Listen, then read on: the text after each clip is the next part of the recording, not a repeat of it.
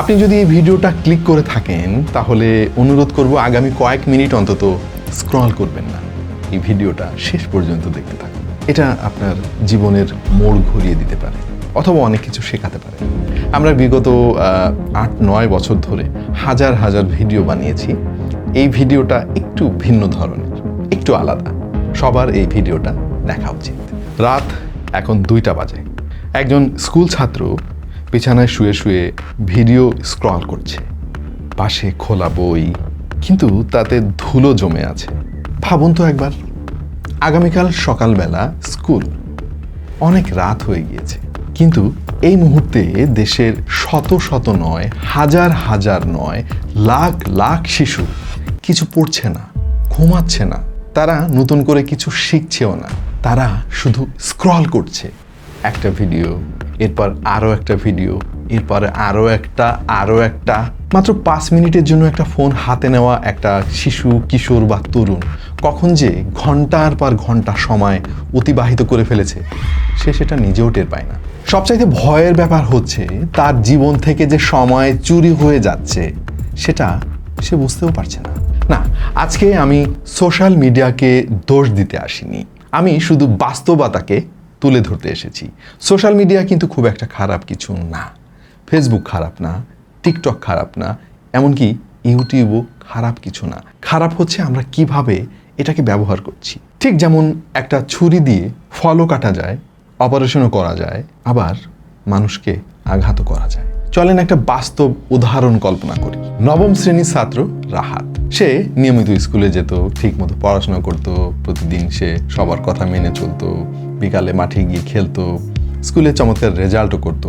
একদিন কোনো এক বন্ধুর মাধ্যমে সে জানলো টিকটক নামক দারুণ একটা অ্যাপ আছে, সেখানে অনেক মজা। সো একটা ফোন সে হাতে পেয়ে গেল এবং অ্যাপটা ডাউনলোড করলো। প্রথম দিন 15 মিনিট, তারপরের দিন 30 মিনিট, তারপরের দিন 1 ঘন্টা। এভাবে কোনো একটা সময় তার পুরো সময় এবং মনোযোগ কেড়ে নিল সে স্মার্টফোন। এখন কি হচ্ছে, প্রতিদিন অনেক রাত জেগে সে সোশ্যাল মিডিয়াতে সময় ব্যয় করছে, স্ক্রল করছে, একটার পর একটা ভিডিও দেখছে। এখন সে রাত 3টায় ঘুমোতে যায়, স্কুলে ঘুম পায়, আবার সে স্কুল থেকে বাসায় আসে এবং আবার ফোনের পেছনে সময় ব্যয় করে। এরপর তার স্কুলের ফলাফল খারাপ হওয়া শুরু করলো। বাবা মা ভাবছে ছেলেটা অলস হয়ে গিয়েছে, কিন্তু সমস্যাটা আরো অনেক গভীরে। সমস্যা হচ্ছে তার মনোযোগ প্রতিদিন চুরি করা হচ্ছে।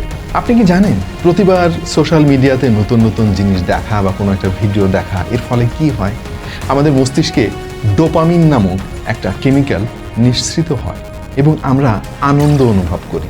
সমস্যাটা হচ্ছে টিকটক বা ফেসবুক বা যে কোনো প্ল্যাটফর্মের শর্ট ভিডিও আমাদেরকে আনন্দ দিতে শুরু করে এবং একটা পর্যায়ে আমাদের মস্তিষ্ক ধৈর্য ধরে রাখতে চায় না, সে আরও বেশি পরিমাণে ডোপামিন চায়। এরপর কি হয়, একটা বইয়ের কোনো একটা পৃষ্ঠা 5 মিনিট পড়তেও বিরক্ত লাগে, অথচ ঘন্টার পর ঘন্টা সোশ্যাল মিডিয়াতে থাকতে মোটেও বিরক্ত লাগে না। কারণ বই ধৈর্য চায়, আর স্মার্টফোন আপনাকে বলে শুধু আঙুল চালাতে।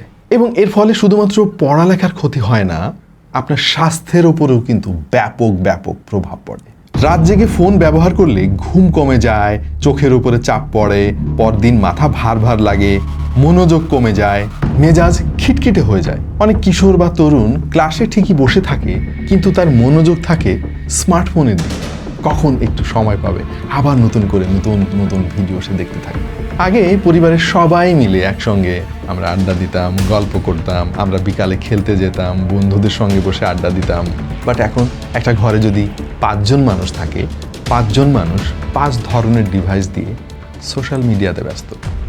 একটা লাইক, একটা কমেন্ট, একটা নোটিফিকেশন, এই সমস্ত ভার্চুয়াল জিনিস বাস্তব সম্পর্কে জায়গা কিন্তু দখল করে নিচ্ছে। আজ যে শিশু, কিশোর বা তরুণ এই স্মার্টফোনের পেছনে এত সময় দিচ্ছে, সোশ্যাল মিডিয়াতে ঘন্টার পর ঘন্টা ধরে ভিডিও দেখছে, কোনো একটা দিন সেই শিশুই হয়তো হবে কোনো একজন ডাক্তার, কোনো ইঞ্জিনিয়ার, কোনো শিক্ষক, কোনো উদ্যোক্তা, কোনো ব্যবসায়ী, অথবা গুরুত্বপূর্ণ কোনো পদে সে চাকরি করবে, দেশের সেবা করবে। চিন্তা করে দেখেন, মানসিকভাবে ক্ষতিগ্রস্ত একটা শিশু দেশের কি সেবা করবে? একটা শিক্ষক যে বড় হয়েছে ভিডিও স্ক্রল করতে করতে, সে ক্লাসে কি শেখাবে ছাত্রদেরকে? দেখেন, আমি শুরুতে যেটা বললাম, আমি কিন্তু সোশ্যাল মিডিয়ার বিরুদ্ধে আজকে কথা বলতে আসিনি। সোশ্যাল মিডিয়ার অনেক ভালো দিকও আছে। সোশ্যাল মিডিয়ার মাধ্যমে অনেকে কিন্তু দক্ষতা অর্জন করছেন, অনেকে অনেক কিছু শিখছেন, অনেকে ব্যবসা পরিচালনা করছেন, অনেকে অনলাইনে কোর্স করছেন, অনেকে বিদেশি ভাষা শিখছেন, অনেকে খবর পড়ছেন, অনেকে খেলার ভিডিও দেখছেন, কেউ বিনোদন নিচ্ছেন। এটা দোষের কিছু না, দোষের হচ্ছে নিয়ন্ত্রণহীন ব্যবহার। আপনি ফোন ব্যবহার করছেন নাকি ফোনটা আপনাকে ব্যবহার করছে, এটাই সবচাইতে গুরুত্বপূর্ণ প্রশ্ন এখন। আপনি যতক্ষণ স্ক্রিনে থাকবেন ততক্ষণ কেউ না কেউ পয়সা উপার্জন করতে থাকবে। আপনি ভিডিও দেখছেন না, আপনি সোশ্যাল মিডিয়া ব্যবহার করছেন না, আপনার সময়টা কেউ না কেউ বিক্রি করে দিচ্ছে। আপনি স্ক্রল করছেন আর অ্যালগোরিদম শিখছে আপনি কি পছন্দ করেন, কি ঘৃণা করেন, কি দেখে আপনি বেশি সময় থেমে যান, আর তারপর আপনাকে আটকে রাখার সব ধরনের ফাঁদ কিন্তু তৈরি করছে এই সোশ্যাল মিডিয়া। এইটা কোনো ষড়যন্ত্র না, এইটা এখনকার ডিজিটাল অর্থনীতি। আপনি কি কখনো স্ক্রল করতে করতে খেয়াল করেছেন এই ভিডিও, এই পোস্টের কোনো শেষ নেই, কারণ এগুলো এভাবেই ডিজাইন করা। ইউনিসেফের ডিজিটাল প্যারেন্টিং বিশেষজ্ঞ ডক্টর জ্যাকলিন নেসি ব্যাখ্যা করেছেন, অনেক সোশ্যাল মিডিয়া অ্যাপে ইনফিনিট স্ক্রল, অটোপ্লে, নোটিফিকেশন এবং লাইক কাউন্টের মতো ডিজাইন ব্যবহার করা হয়, যেগুলো ব্যবহারকারীদের আরও অনেক বেশি সময় ধরে যুক্ত রাখার জন্য তৈরি করা হয়েছে। প্রতিবার নতুন ভিডিও, নতুন মিম, নতুন নোটিফিকেশন, এগুলো দেখার ফলে এবং এগুলোর মধ্যে প্রবেশ করার ফলে আপনার ব্রেনের মধ্যে ডোপামিন নতুন নতুন একটা উপহার প্রদান করে। ডোপামিন খারাপ কিছু না, এটা আমাদেরকে নতুন করে কিছু শেখায়, আনন্দ দেয়, আনন্দ তো আমাদেরকে পেতেই হবে। কিন্তু যখন প্রতি 15 সেকেন্ডে নতুন উত্তেজনা আসে, তখন ধীরে ধীরে মস্তিষ্ক দীর্ঘ সময় এক জায়গায় মনোযোগ ধরে রাখতে কষ্ট অনুভব করে, এবং এ কারণে 2 ঘন্টা ধরে ফেসবুকে থাকা আমাদের জন্য মোটেও কষ্টদায়ক নয়, বরং আনন্দের। কিন্তু 1 ঘন্টা অঙ্ক শেখা বা ইতিহাস শেখা, ভূগোল শেখা আমাদের জন্য অনেক অনেক কষ্টের। সুইডেনের ক্যারোলিনস্কা ইনস্টিটিউট এবং যুক্তরাষ্ট্রের Oregon health and science university এর গবেষকরা 8,000-এরও বেশি শিশুকে কয়েক বছর ধরে অনুসরণ করে দেখেছেন, যারা সোশ্যাল মিডিয়ায় বেশি সময় কাটিয়েছে তাদের মধ্যে সময়ের সঙ্গে মনোযোগের সমস্যা কিছুটা বেড়েছে। একজন শিশু, কিশোর বা তরুণের জন্য ভালো ঘুম কোনো বিলাসিতা নয়, এটা তার মস্তিষ্ক তৈরি করার জন্য বিশেষ একটা সময়। আমেরিকান একাডেমি অফ পেডিয়াট্রিক্সের সাম্প্রতিক প্রযুক্তিগত প্রতিবেদনে বলা হয়েছে, রাতে স্ক্রিন ব্যবহার করলে অনেক কিশোরের ঘুম দেরিতে আসে, ঘুমের সময় কমে যায়, ঘুমের মানও খারাপ হয়। যারা সোশ্যাল মিডিয়াতে অতিরিক্ত আসক্ত, এরা কখনো কখনো মাত্র 2 ঘন্টা ঘুমায়, এবং এর প্রভাব তার সারা দিনের উপরে পড়ে, সারা জীবনের উপরে পড়ে। কারণ এটা তার শেখার ক্ষমতা কমিয়ে দেয়, কোনো কিছুতে মনোযোগ ধরে রাখার ক্ষমতা কমিয়ে দেয়, এমনকি তার আবেগ নিয়ন্ত্রণ করার যে ক্ষমতা সেটাকেও ক্ষতিগ্রস্ত করে। ভাবুন তো, প্রতিদিন যে কিশোর বা শিশু বা তরুণের নতুন নতুন অনেক কিছু শেখার দরকার ছিল, নতুন গবেষণা করার দরকার ছিল, নতুন বিষয়ের প্রতি আগ্রহ জন্ম নেওয়ার কথা ছিল, সে প্রতিদিন ঘন্টার পর ঘন্টা শুধু স্ক্রল করে যাচ্ছে। তাহলে প্রতি বছরে কত দিন তার চলে যাচ্ছে এই ভয়ঙ্কর এক ফাঁদে, এবং অবশেষে কোনো একটা সময় তার জীবনে কিভাবে এর বিরূপ প্রতিক্রিয়া নেমে আসতে পারে। এখন তাহলে করণীয় কি? আমরা কি করব? আমরা কি তাহলে সোশ্যাল মিডিয়া ব্যবহার করা বন্ধ করে দিব? না, আমি সেটা কিন্তু কখনোই বলছি না। ইনফ্যাক্ট আমি নিজেও কিন্তু মাঝে মাঝে এই ফাঁদে পা দিয়ে ফেলি।